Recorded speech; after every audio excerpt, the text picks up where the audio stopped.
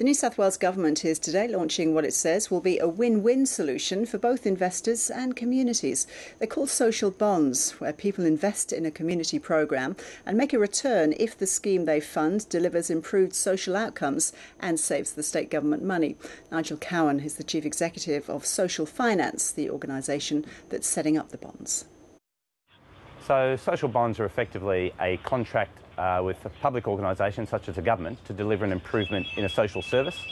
Effectively what happens then is a project is developed around improving that social service. The savings that are made from government by that implementation are then passed on back to investors as a return on that investment. So effectively for government, it's a risk-free situation in terms of getting a return without needing to pay upfront capital, and investors are provided a return out of the savings to government. So how would this work? I understand you're launching the pilot project today. The bond that we're involved with is around recidivism, which is the reduction in the return rate to jail. So the partners that are involved in that are Mission Australia, one of Australia's leading charities, and the GEO Group, who also provides services in private prisons throughout Australia.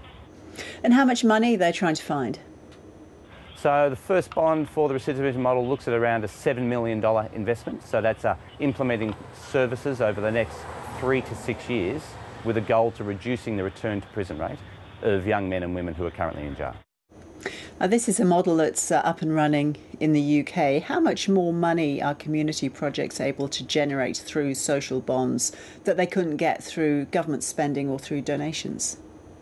If you think about the social services space at the moment, we're under an area where governments and the not-for-profit sector are fiscally constrained. The current global economic environment is providing additional pressure, but it's also a time when the need for these services is growing out of demand.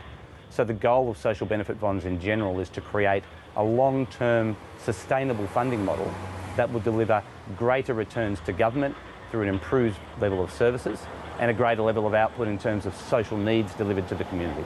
So the goal is to continue to escalate the funding to as great as the need of the delivery is. Nigel Cowan, thank you. Thank you very much.